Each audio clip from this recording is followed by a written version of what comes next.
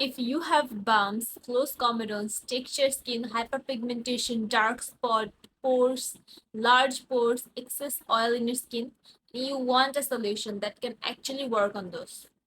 Try retinol. এইটাই clinically proven একটা উপাদান যেটা এই সবগুলো স্কিন প্রবলেমের উপর এফেক্টিভলি কাজ করে। অবশ্যই তোমার কিন্তু 20+ হতে হবে এটা ইউজ করার জন্য।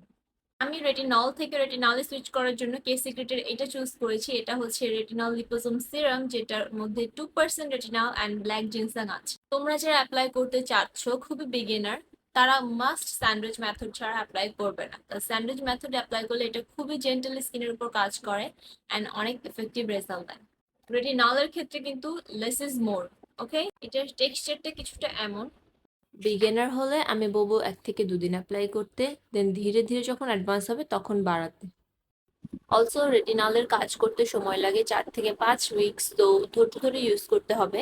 ধীরে ধীরে তোমার রেজাল্টটা দেখতে পাবে। 4 থেকে 5 উইকের মধ্যে তুমি বুঝবে যে আসলে জিনিসটা তোমার উপরে কাজ করতেছে। অ্যান্ড তোমার স্কিনের জন্য কতটুকু টাইম লাগে ডিপেন্ড করে তোমার স্কিন প্রবলেম, কতটা টাইম লাগতে পারে তোমার স্কিন সলভ হইতে। সো তুমি একটু ধৈর্য ধরে ইউজ করতে হবে। এটা 3-4 মাস লাগতে পারে, এটা 2-3 বছরও লাগতে পারে।